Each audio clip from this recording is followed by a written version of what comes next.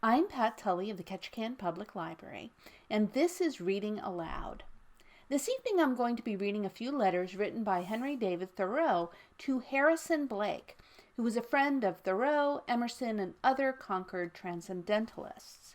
The letters I'm going to be reading were written from 1848 through 1850, when Thoreau was in his early 30s. So let's get started. To Harrison Blake at Worcester, from Concord, March 27, 1848. I'm glad to hear that any words of mine, though spoken so long ago that I can hardly claim identity with their author, have reached you. It gives me pleasure because I have therefore reason to suppose that I have uttered what concerns men, and that it is not in vain that man speaks to man. This is the value of literature. Yet those days are so distant in every sense that I have had to look at that page again to learn what was the tenor of my thoughts then. I should value that article, however, if only because it was the occasion of your letter. I do believe that the outward and the inward life correspond, and that if any should succeed to live a higher life, others would not know of it, that difference and distance are one. To set about living a true life is to go to a journey to a distant country, gradually to find ourselves surrounded by new scenes and men. And as long as the old are about me, I know that I am not in any true sense living a new or a better life. The outward is only the outside of that which is within. Men are not concealed under habits, but are revealed by them. They are their true clothes. I care not how curious a reason they may give for their abiding by them. Circumstances are not rigid and unyielding, but our habits are rigid. We are apt to speak vaguely sometimes, as if a divine life were to be grafted onto or built over this present as a suitable foundation. This might do if we could so build over our old life as to exclude from it all the warmth of our affection, and addle it as the thrush builds over the cuckoo's egg and lays her own atop and hatches that only. But the fact is we, so thin is the partition, hatch them both, and the cuckoos always by a day first, and that young bird crowds the young thrushes out of the nest. No, destroy the cuckoo's eggs or build a new nest. Change is change. No new life occupies the old bodies. They decay. It is born and grows and flourishes. Men very pathetically inform the old, accept and wear it. Why put up with the almshouse when you may go to heaven? It is embalming, no more. Let alone your ointments and your linen swatch, and go to an infant's body. You see in the catacombs of Egypt the result of that experiment. That is the end of it. I do believe in simplicity. It is astonishing as well as sad how many trivial affairs even the wisest man thinks he must attend to in a day. How singular an affair he thinks he must omit. When the mathematician would solve a difficult problem, he first frees the equation of all encumbrances and reduces it to its simplest terms. So simplify the problem of life, and distinguish the necessary and the real. Probe the earth to see where your main roots run. I would stand upon facts. Why not see? Use our eyes. Do men know nothing? I know many men who, in common things, are not to be deceived, who trust no moonshine, who count their money correctly, and know how to invest it, who are said to be prudent and knowing, who yet will stand at a desk the greater part of their lives as cashiers in banks, and glimmer and rust and finally go out there. If they know anything, what under the sun do they do that for? Do they know what bread is, or what it is for? Do they know what life is? If they knew something, the places which know them now would know them no more forever. This, our respectable daily life, on which the man of common sense, the Englishman of the world, stands so squarely, and on which our institutions are founded, is in fact the veriest illusion, and will vanish like the baseless fabric of a vision. But that faint glimmer of reality which sometimes illuminates the darkness of daylight for all men, reveals something more solid and enduring than adamant, which is in fact the cornerstone of the world. Men cannot conceive of a state of things so fair that it cannot be realized. Can any man honestly consult his experience and say that it is so?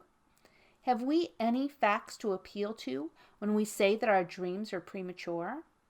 Did you ever hear of a man who had striven all his life faithfully and singly toward an object, and in no measure obtained it? If a man constantly aspires, is he not elevated? Did ever a man try heroism, magnanimity, truth, sincerity, and find that there was no advantage in them? That it was a vain endeavor? Of course we do not expect that our paradise will be a garden. We know not what we ask. To look at literature, how many fine thoughts has every man had? How few fine thoughts are expressed? Yet we never have a fantasy so subtle and ethereal, but that talent merely, with more resolution and faithful persistency, after 1,000 failures, might fix and engrave it in distinct and enduring words. And we should see that our dreams are the solidest facts that we know. But I speak not of dreams. What can be expressed in words can be expressed in life. My actual life is a fact, in view of which I have no occasion to congratulate myself. But for my faith and aspiration I have respect. It is from these that I speak. Every man's position is in fact too simple to be described. I have sworn no oath. I have no designs on society, or nature, or God. I am simply what I am, or I begin to be that. I live in the present. I only remember the past and anticipate the future. I love to live. I love reform better than its modes. There is no history of how bad became better. I believe something, and there is nothing else but that. I know that I am. I know that another is who knows more than I, who takes interest in me, whose creature and yet whose kindred, in one sense, am I. I know that the enterprise is worthy. I know that things work well. I have heard no bad news.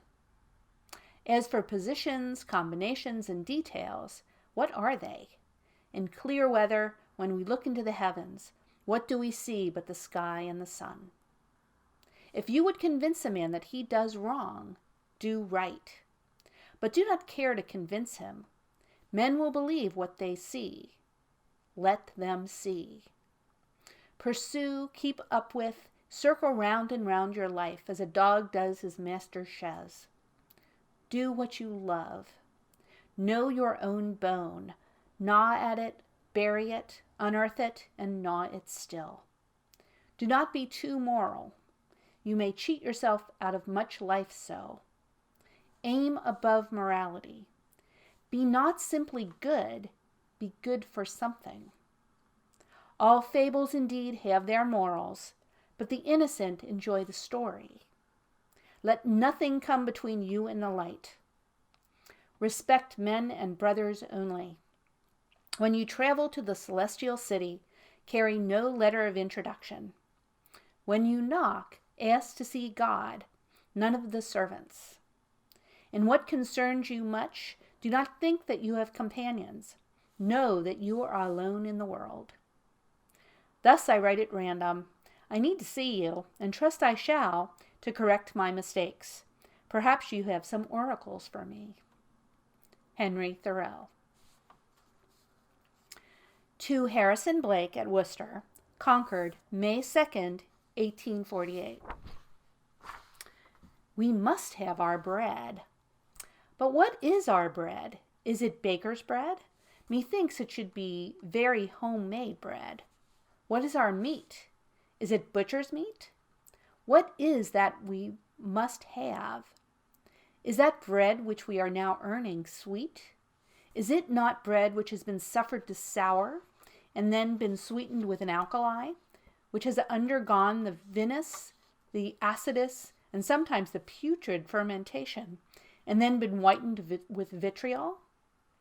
Is this the bread that we must have? Man must earn his bread by the sweat of his brow, truly, but also by the sweat of his brain within his brow. The body can feed the body only. I have tasted but little bread in my life. It has been mere grub and provender for the most part. Of bread that nourished the brain and the heart, scarcely any. There is absolutely none on the tables, even of the rich. There is not one kind of food for all men. You must and you will feed those faculties which you exercise. The laborer whose body is weary does not require the same food as the scholar whose brain is weary. Men should not labor foolishly like brutes, but the brain and the body should always, or as much as possible, work and rest together, and then the work will be of such a kind that when the body is hungry, the brain will be hungry also, and the same food will suffice for both. Otherwise, the food which repairs the waste energy of the overwrought body will oppress the sedentary brain, and the degenerate scholar will come to esteem all food vulgar, and all getting a living drudgery. How shall we earn our bread is a grave question, yet it is a sweet and inviting question. Let us not shirk it, as is usually done. It is the most important and practical question which is put to man. Let us not answer it hastily. Let us not be content to get our bread in some gross, careless, and hasty manner. Some men go a-hunting, some a-fishing, some a-gaming, some to war, but none have so pleasant a time as they who in earnest seek to earn their bread. It is true actually as it is true really. It is true materially as it is true spiritually, that they who seek honestly and sincerely, with all their hearts and lives and strength, to earn their bread, do earn it, and it is sure to be very sweet to them. A very little bread, a very few crumbs are enough, if it be of the right quality, for it is infinitely nutritious.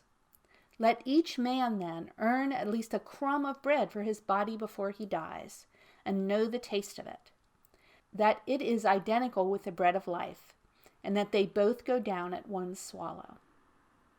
Our bread need not ever be sour or hard to digest. What nature is to the mind, she is also to the body. As she feeds my imagination, she will feed my body, for what she says she means and is ready to do. She is not simply beautiful to the poet's eye. Not only the rainbow and sunset are beautiful, but to be fed and clothed, sheltered and warmed aright, are equally beautiful and inspiring. There is not necessarily any gross and ugly fact which may not be eradicated from the life of man. We should endeavor practically in our lives to correct all the defects which our imagination detects. The heavens are as deep as our aspirations are high. So high as a tree aspires to grow, so high will it find an atmosphere suited to it. Every man should stand for a force which is perfectly irresistible. How can any man be weak who dares to be at all? Even the tenderest plants force their way up through the hardest earth in the crevices of rocks, but a man no material power can resist. What a wedge, what a beetle, what a catapult is an earnest man. What can resist him? It is a momentous fact that a man may be good or he may be bad. His life may be true or it may be false. It may be either a shame or a glory to him. The good man builds himself up. The bad man destroys himself. But whatever we do, we must do confidently. If we are timid, let us then act timidly, not expecting more light, but having light enough. If we confidently expect more, then let us wait for it. But what is this which we have? Have we not already waited? Is this the beginning of time? Is there a man who does not see clearly beyond, though only a hair's breadth beyond where he at any time stands? If one hesitates in his path, let him not proceed. Let him respect his doubts, for doubts, too, may have some divinity in them. That we have but little faith is not sad, but that we have but little faithfulness. By faithfulness, faith is earned. When, in the progress of life, a man swerves, though only by an angle infinitely small, from his proper and allotted path, and this is never done quite unconsciously, even at first. In fact, this was his broad and scarlet sin. He knew of it more than he can tell. Then the drama of his life turns to tragedy and makes haste to its fifth act. When once we thus fall behind ourselves, there is no accounting for the obstacles which rise up in our path, and no one is so wise as to advise, and no one so powerful as to aid us while we abide on that ground. Such are cursed with duties and the neglect of their duties. For such the Decalogue was made, and other far more voluminous and terrible codes. These departures, and who has not made them? For they are as faint as the parallax of a fixed star, and at the commencement we say they are nothing. That is, they originate in a kind of sleep and forgetfulness of the soul when it is not. A man cannot be too circumspect in order to keep in the straight road, and be sure that he sees all that he may at any time see, so that he may distinguish his true path. You ask if there is no doctrine of sorrow in my philosophy. Of acute sorrow, I suppose that I know comparatively little. My saddest and most genuine sorrows are apt to be but transient regrets. The place of sorrow is supplied, perchance, by a certain hard and proportionately barren indifference. I am of kin to the sod, and partake largely of its dull patience, in winter expecting the sun of spring. In my cheapest moments, I am apt to think that it isn't my business to be seeking the spirit, but as much its business to be seeking me. I know very well what Goethe meant when he said that he never had a chagrin, but he made a poem of it. I have altogether too much patience of this kind. I am too easily contented with a slight and almost animal happiness. My happiness is a good deal like that of the woodchucks. Methinks I am never quite committed, never wholly the creature of my moods, but always to some extent their critic. My only integral experience is in my vision. I see, perchance, with more integrity than I feel. But I need not tell you what manner of man I am, my virtues or my vices. You can guess if it is worth the while, and I do not discriminate them well. I do not write this at my hut in the woods. I am at present living with Mrs. Emerson, whose house is an old home of mine for company during Mr. Emerson's absence. You will perceive that I am as often talking to myself, perhaps, as speaking to you. Henry Thoreau. To Harrison Blake, at Milton, Concord, August 10th, 1849. Mr. Blake, I write now chiefly to say, before it is too late, that I shall be glad to see you in Concord, and will give you a chamber, etc., in my father's house, and as much of my poor company as you can bear. I am in too great haste at this time to speak to your, or out of my, condition. I may say, you might say, comparatively speaking, be not anxious to avoid poverty. In this way the wealth of the universe may be securely invested. What a pity if we do not live this short time according to the laws of the long time, the eternal laws. Let us see that we stand erect here, and do not lie along by our whole length in the dirt. Let our meanness be our footstool, and not our cushion. In the midst of this labyrinth, let us live a thread of life. We must act with so rapid and resistless a purpose in one direction that our vices will necessarily trail behind. The nucleus of a comet is almost a star. Was there ever a genuine dilemma? The laws of earth are for the feet, or inferior man. The laws of heaven are for the head, or superior man. The latter are the former sublimed and expanded, even as the radii from the Earth's center go on diverging into space. Happy the man who observes the heavenly and the terrestrial law in just proportion, whose every faculty, from the soles of his feet to the crown of his head, obeys the law of its level, who neither stoops nor goes on tiptoe, but lives a balanced life, acceptable to nature and to God. These things I say, other things I do. I am sorry to hear that you did not receive my book earlier. I directed it and left it in Monroe's shop to be sent to you immediately on the 26th of May, before a copy had been sold. Will you remember me to Mr. Brown when you see him next? He is well remembered by Henry Thoreau. P.S. I still owe you a worthy answer. 2. Harrison Blake, Concord, November 20th, 1849. Mr. Blake, I have not forgotten that I am your debtor.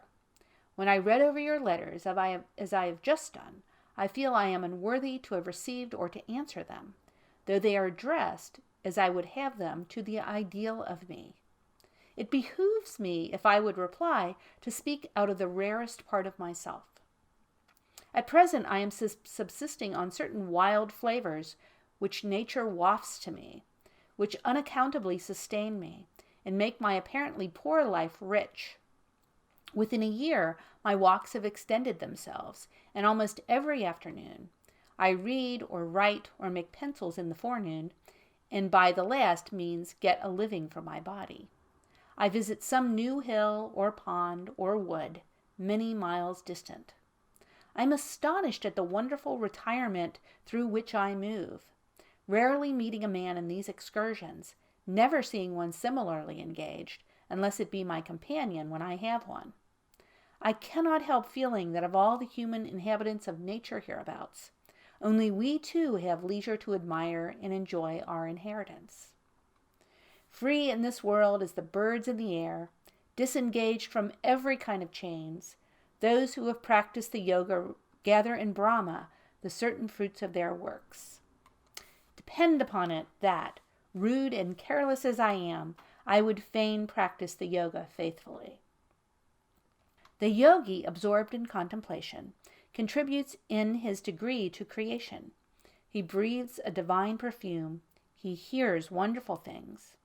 Divine forms transverse him without tearing him, and united to the nature which is proper to him, he acts as animating original matter.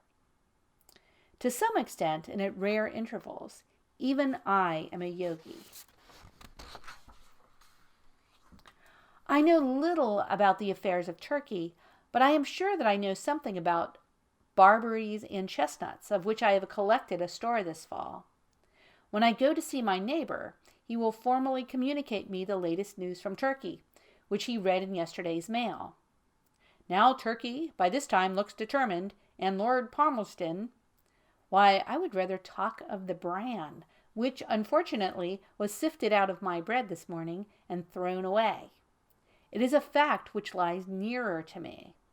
The newspaper gossip with which our hosts abuse our ears is as far from a true hospitality as the viands which they set before us. We did not need them to feed our bodies, and the news can be bought for a penny. We want the inevitable news, be it sad or cheering, wherefore and by what means they are extant this new day. If they are well, let them whistle and dance. If they are dyspeptic, it is their duty to complain, so that they may in any case be entertaining. If words were invented to conceal thought, I think that newspapers are a great improvement on a bad invention. Do not suffer your life to be taken by newspapers. I thank you for your hearty appreciation of my book. I am glad to have such a long talk with you, and that you had patience to listen to me to the end. I think that I had the advantage of you, for I chose my own mood, and in one sense your mood too, that is, a quiet and attentive reading mood. Such advantage has the writer over the talker. I am sorry that you did not come to Concord in your vacation. Is it not time for another vacation? I am here yet, and Concord is here. You will have found out by this time who it is that writes this, and will be glad to have you write to him without his subscribing himself, Henry D. Thoreau. P.S. It is so long since I have seen you that, as you will perceive, I have to speak, as it were, in vacuo, as if I were sounding hollowly for an echo, and it did not make much odds what kind of a sound I made. But the gods do not hear any rude or discordant sound, as we learn from the echo, and I know that the nature toward which I launch these sound is so rich that it will modulate anew and wonderfully improve my rudest strain. To Harrison Blake at Milton, from Concord, April 3rd, 1850. Mr. Blake, I thank you for your letter, and will endeavor to record some of the thoughts which it suggests, whether pertinent or not. You speak of poverty and dependence. Who are poor and dependent? Who are rich and independent? When was it that men agreed to respect the appearance and not the reality? Why should the appearance appear? Are we well acquainted then with the reality? There is none who does not lie hourly in the respect he pays to false appearance. How sweet it would be to treat men and things for an hour for just what they are. We wonder that the sinner does not confess his sin. When we are weary with travel, we lay down our load and rest by the wayside. So, when we are weary with the burden of life, why do we not lay down this load of falsehoods which we have volunteered to sustain, and be refreshed as never mortal was? Let the beautiful laws prevail. Let us not weary ourselves by resisting them. When we would rest our bodies, we cease to support them. We recline on the lap of the earth. So, when we would rest our spirits, we must recline on the Great Spirit. Let things alone. Let them weigh what they will. Let them soar or fall. To succeed in letting only one thing alone in a winter morning, if it be only one poor, frozen, thawed apple that hangs on a tree, what a glorious achievement! Methinks it lightens through the dusky universe. What an infinite wealth we have discovered. God reigns, that is, when we take a liberal view, when a liberal view is presented us. Let God alone if need be. Methinks if I loved him more, I should keep him. I should keep myself, rather, at a more respectful distance. It is not when I am going to meet him, but when I am just turning away and leaving him alone, that I discover that God is. I say God. I am not sure that that is the name. You will know whom I mean. If for a moment we make away with our petty selves, wish no ill to anything, apprehend no ill, cease to be but as the crystal which reflects a ray, what shall we not reflect? What a universe will appear crystallized and radiant around us. I should say, let the muse lead the muse. Let the understanding lead the understanding, though in any case it is farthest forward which leads them both. If the muse accompany, she is no muse, but an amusement. The muse should lead like a star which is very far off. But that does not imply that we are to follow foolishly, falling into sloughs and over precipices, for it is not foolishness, but understanding, which is to follow, which the muse is appointed to lead, as a fit guide of a fit follower. Will you live, or will you be embalmed? Will you live, though it be astride of a sunbeam, or will you repose safely in the catacombs for 1,000 years? In the former case, the worst accident that can happen is that you may break your neck. Will you break your heart, your soul, to save your neck? Necks and pipe stems are fated to be broken. Men make a great to-do about the folly of demanding too much of life, or of eternity, and of endeavoring to live according to that demand. It is much ado about nothing. No harm ever came from that quarter. I am not afraid that I shall exaggerate the value and significance of life, but that I shall not be up to the occasion which it is. I shall be sorry to remember that I was there, but noticed nothing remarkable, not so much as a prince in disguise. Lived in a golden age, a hired man, visited Olympus even, but fell asleep after dinner, and did not hear the conversations of the gods. I lived in Judea 1800 years ago, but I never knew that there was such a one as Christ among my contemporaries. If there is anything more glorious than a congress of men, a framing or amending of a constitution going on, which I suspect there is, I desire to see the morning papers. I am greedy of the faintest rumor, though it were got by listening at the keyhole. I will dissipate myself in that direction. I am glad to know that you find what I have said on friendship worthy of attention. I wish I could have the benefit of your criticism. It would be a rare help to me. Will you not communicate it? Henry Thoreau.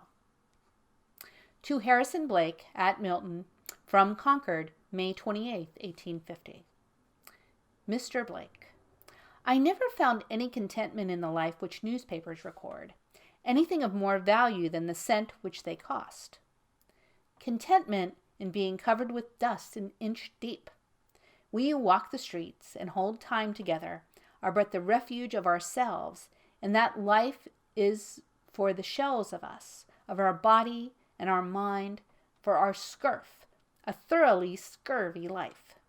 It is coffee made from the coffee grounds of the 20th time, which was only coffee the first time, while the living water leaps and sparkles by our doors. I know some who, in their charity, give their coffee grounds to the poor. We, demanding news and putting up with such news. Is it a new convenience or a new accident, or rather a new perception of the truth that we want? You say that the serene hours in which friendships, books, nature, thought seem alone primary considerations visit you but faintly. Is not the attitude of expectation somewhat divine? A sort of homemade divineness? Does it not compel a kind of sphere music to attend on it?